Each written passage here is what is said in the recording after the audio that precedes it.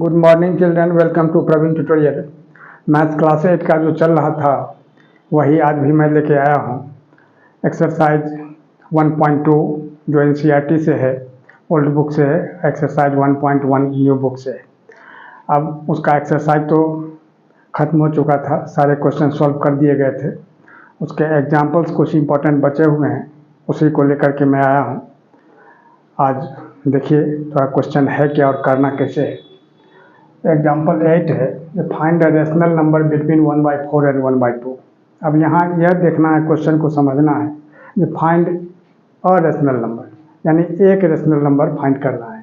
तो एक rational number find करने के लिए आप इसका मीन भी निकाल सकते हैं। मीन कहा जाता है एवरेज को। जैसे दो ठो टर्म दिया हुआ है, दोनों को ऐड करके 2 से डिवाइड कर दीजिए तो मीन निकल जाएगा। तो वैसे भी आप निकाल सकते हैं, या उस तरह से भी निकाल सकते हैं जैसा पहले आप लोगों को बताया गया था। दोनों मेथड में आज बारी बारी से बताऊंगा। जब सॉल्यूशन में देखिए, सबसे पहले अ रेशनल नंबर है। अ का मतलब होता है 1, यानी 1 rational number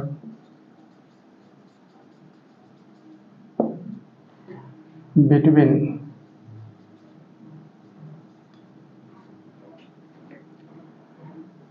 1/4 and 1/2 is equal to mean of, mean को एवरेज भी बोला जाता है, थोड़ा ध्यान दीजिएगा, ऑफ 1/4 एंड 1/2। अब ध्यान देना है जो मीन कैसे निकलता है। तो मीन निकलता है, मान लीजिए 4 ठो बुक्स हैं और चारों बुक का कॉस्ट, एक ठो का 10 रुपया, एक ठो का 20, एक ठो का 30, एक ठो का 40 है। तो चारों कॉस्ट को ऐड करके 4 से डिवाइड कर दीजिए, क्योंकि 4 बुक्स हैं। तो उसी तरह से अगर 3 बुक्स रहेंगे तो तीनों को ऐड करके 3 से डिवाइड करना होगा, तीनों के कॉस्ट को ऐड करके।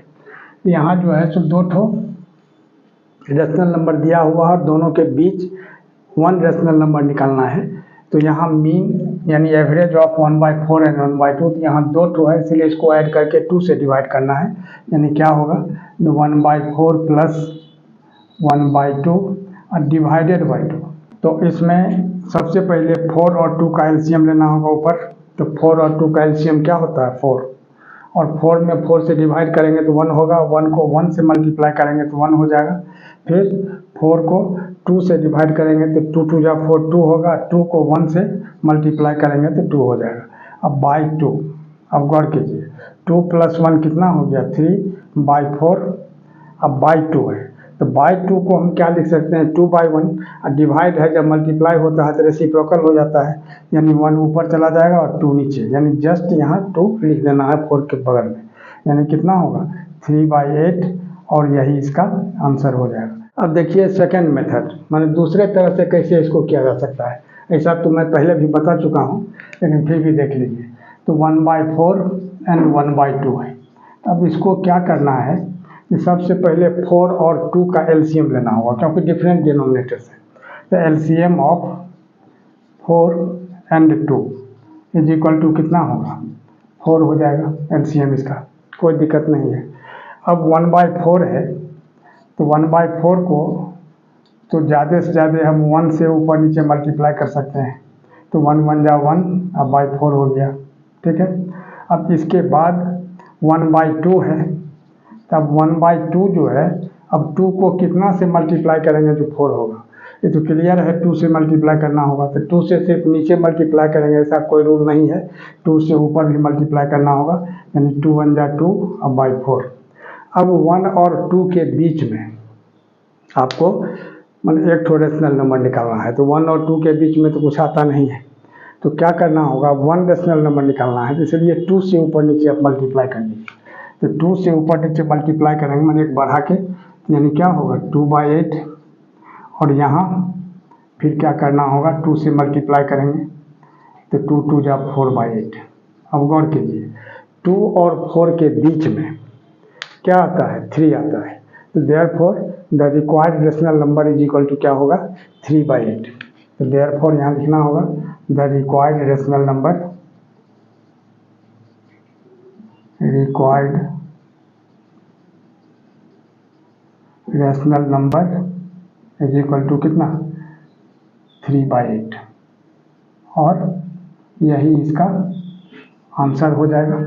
अब देखिए एग्जाम्पल नंबर 9, वही सेम क्वेश्चन है 1/4 एंड 1/2। उसमें 1 रैशनल नंबर निकालना था उसके बीच में, और यहाँ जो है सो 3 रैशनल नंबर निकालना है उन दोनों के बीच में। तब देखिए सबसे पहले तो यही लिखना होगा 1/4 एंड 1/2, जो क्वेश्चन दिया हुआ है उसको लिख लेना बहुत जरूरी है। अब क्या करना है, उसी तरह से जैसे लास्ट वीडियो में आप लोगों को बताया गया है 4 और 2 का एलसीएम निकालना होगा। यहाँ लिखना होगा LCM of 4 and 2 is equal to कितना 4।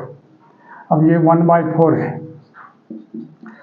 तब 4 में कितना से मल्टीप्लाई करेंगे जो 4 होगा, तो 1 से, तो 1 से नीचे भी कर दीजिए और 1 से ऊपर भी, तो क्या होगा 1 1 जा 1 और नीचे क्या हो जाएगा 4 1 जा 4। अब आइए किसमें 1/2 में, तब 1/2 में क्या करना है, तब 1/2, अब 2 में कितना से मल्टीप्लाई करेंगे जो 4 होगा, तो 2 से, तो 2 से यहाँ भी 2 से यहाँ भी, तो 2 1 जा 2, अब भाई कितना हो जाएगा 4।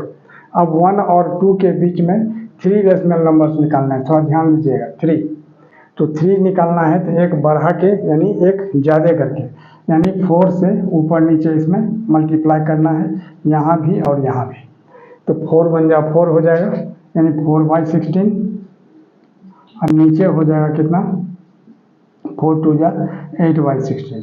अब इसमें आराम से आपको 3 रैशनल नंबर्स निकल जाएंगे। जैसे 4 और 8 के बीच में 5 6 7 8 आता है, यहाँ लिखना होगा therefore the required 3 rational numbers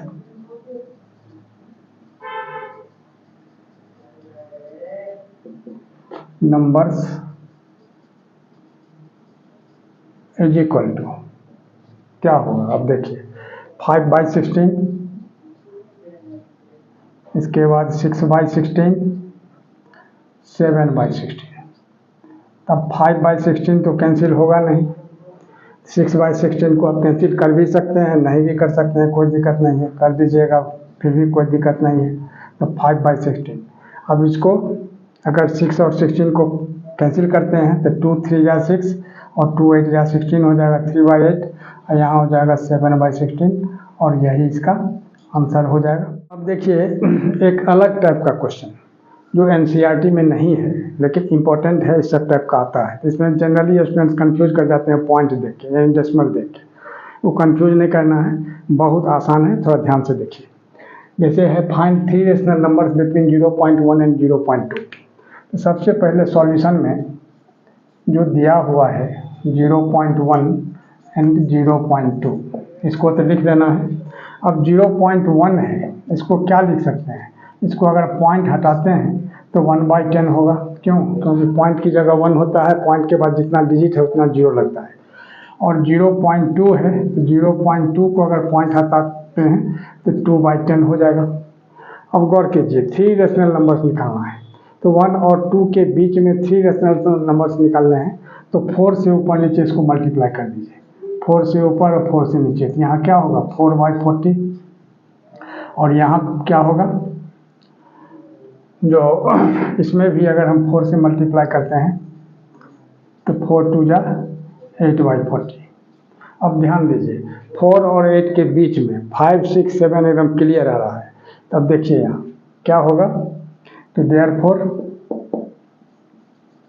3 rational numbers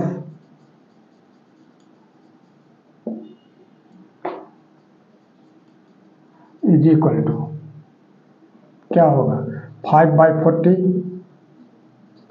6/40 and 7/40, यही ना। अब इसको भी आप आंसर छोड़ सकते हैं, लेकिन अब यहाँ क्या है पॉइंट में क्वेश्चन दिया हुआ है, इसलिए कोशिश ये रखना है कि इसको भी पॉइंट में ही निकाला जाए। तो पॉइंट में कैसे निकलता है थोड़ा रफ में देखिए। जैसे 5/40 है तो 5 में 40 से डिवाइड करेंगे, यहाँ पॉइंट आएगा, यहाँ 0, तो 40 1 जा 40 हो गया, यहाँ 10 पॉइंट दिया हुआ है 0, 42 जा 80 हो गया यानी 20, पॉइंट दिया हुआ है 0, तो 45 जा 200 यानी कितना होगा 0.125। तो 0.125 को आप क्या लिख सकते हैं 0.13 लिख सकते हैं राउंड ऑफ करके, 0.13 हो गया। अब 6/40 है तो 6 में 40 से डिवाइड करना उसी तरह से, तो क्या होगा, पॉइंट देंगे 0, 40 बन जा 40, यहाँ हो जाएगा कितना 20, अब पॉइंट दिया हुआ है 0, तो यहाँ क्या होगा 45 जा 200, ठीक है।